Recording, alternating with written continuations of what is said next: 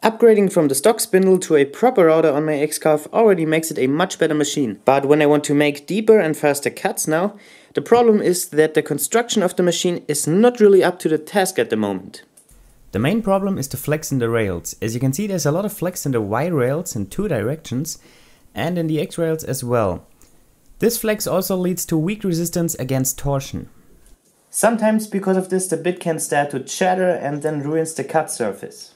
Now I'm gonna try to fix that, and therefore I picked up a few pieces of aluminum flat stock, a scrap piece of steel plates and a bunch of hardware. I paid about 15 euros for that. I'll begin with the X-axis. Between the rails here is a slot and measures about 4.3 millimeters and is about 40 millimeters wide. The aluminum flat stock that I bought has 4 by 40 millimeters and it fits perfectly inside the slot. And the idea then is to fix it in place with these thinner aluminum strips from top and bottom, so I kind of create a aluminum I-beam in between the rails. The actual piece should be a little bit smaller than the 40mm slot, so here is set up for cutting it. I clamped it to a board that I just ripped straight, and the aluminum overhangs by about 0.6 millimeters, and that's the amount that I want to cut away. In general, every carbide-tipped woodworking tool can cut aluminum no problem, but the blade I installed here actually claims to be able to cut metal as well, so it shouldn't have any problem with aluminum. I applied a little bit of lubrication in form of a candle to the blade, which should help with the cutting. I know there are better lubricants out there, but that's what I had on hand.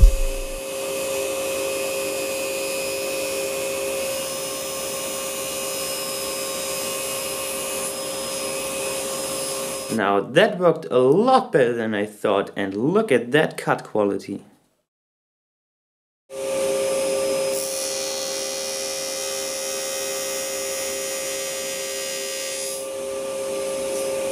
Now this is the I-beam structure that will be wedged in the slot between the rails. To join these pieces I'm going to use a lot of M3 screws, 10 on the top and 9 on the bottom.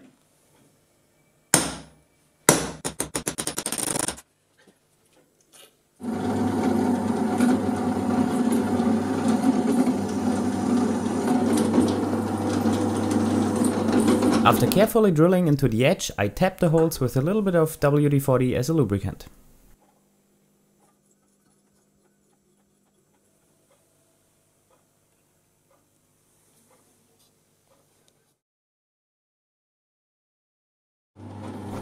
Also, the screws I was showing were too long and I ended up using much shorter ones. So I put in all the screws and everything lined up. Now you can see that I kind of created an I-beam, except for the top piece being offset, and that's because of clearance with the machine. And now this piece is really strong, as you can see, and this direction not as much, but that's okay because it doesn't need to be. And it's also really strong in terms of torsion, so if I want to rotate it, really resistant to that. And now this beam gets wedged in between the two rails. Before that, I spray painted the visible sides black to make them look being part of the machine.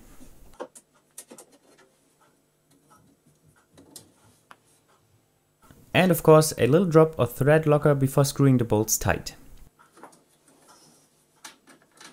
Now that all the screws are tight, I can lift this up and attach the other strip.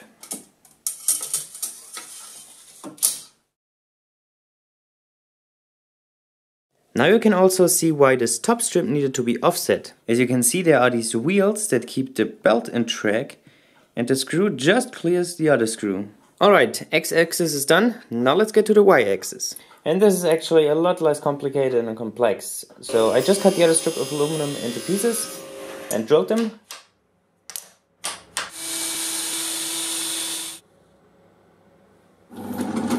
And they're just gonna attach to the rail like so. They are going to be attached into the T-tracks of the rails, 2 on the top like so, and 2 on the bottom like so. I also wanted to experiment making my own T-track nuts from some sheet steel, and I actually had success with that.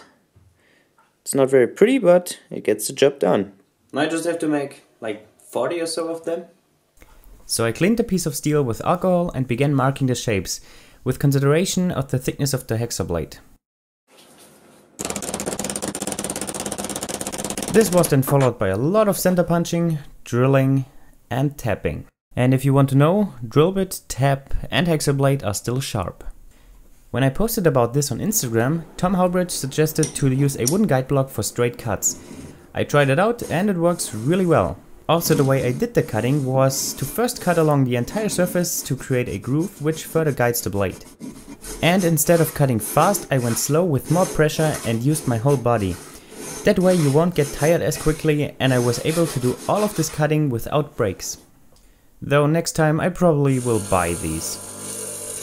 When the strips were cut and the burr removed, I tested their fit in the T-tracks. Finally done. To make the installation easier, I removed the wasteboard. Now, without moving or shaking the machine, I immediately mark where the T-track nuts are. That should save me time when I reinstall the table. I also thought it would be beneficial to, in addition to these aluminum pieces, to close up the whole side with a piece of plywood, which would provide extra stability and protect the rails from dust a little bit.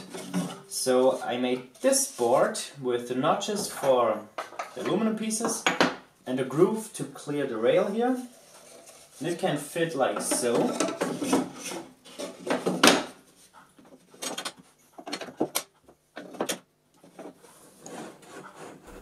Next, inserting the right amount of T-track nuts into the rails.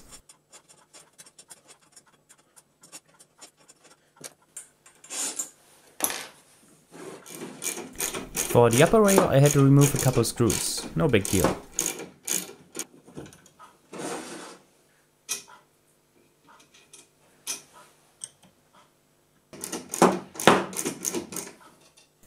With this plywood piece now acting as a template, I can position the T-track nuts and screw the aluminum pieces in the right place.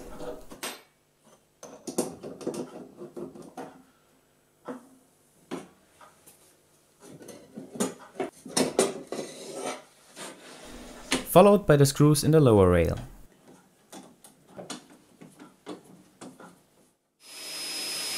With these additional pieces, the wasteboard ended up being too big by about 1 millimeter.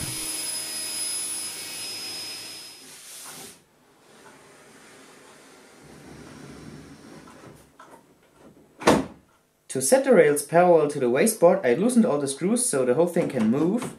Now I slide a piece of plywood the right thickness underneath the rail and tighten the front screws.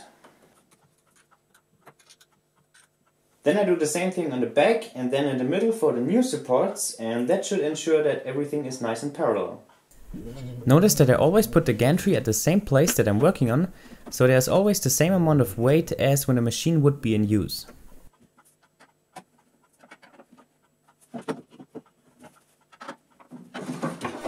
In my opinion, this cover not only closes the site, but also looks badass. Now it's done. And as you can see, there is no flex in the Y rails anymore because now there's direct support for it. And the X rails are also much better.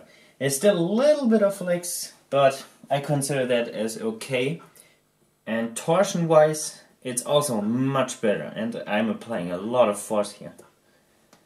But pushing on the rails doesn't really give much of a performance result, so now let's cut something out. So I have a piece of plywood here and an 8mm bit, and I'll plunge 5mm into the material with a feed rate of 1500 mm per minute. Let's see how that goes. One thing for sure, it's going to be messy.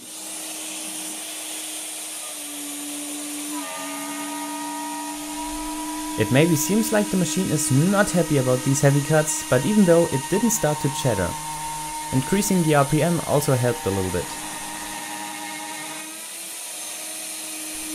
And even though this is possible now, I don't think that I will use these settings because it kind of pushes the machine a little bit too hard.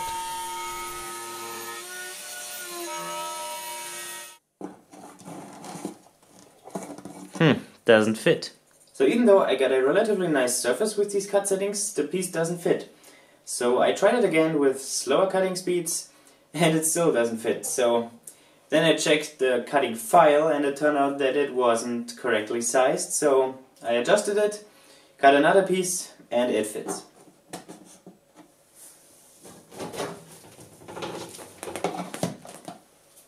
So as you could see, this is what's possible now. Quite an impressive upgrade in my opinion. But man, they made a huge mess. Even with me vacuum during the cutting, this is what was left on the table. Way too much in my opinion. So what I need is a dust shoe that fully encloses the bit, and I will tackle this project pretty soon. But when I want to make much deeper and faster cuts, the problem now is that the construction of the machine is not really up to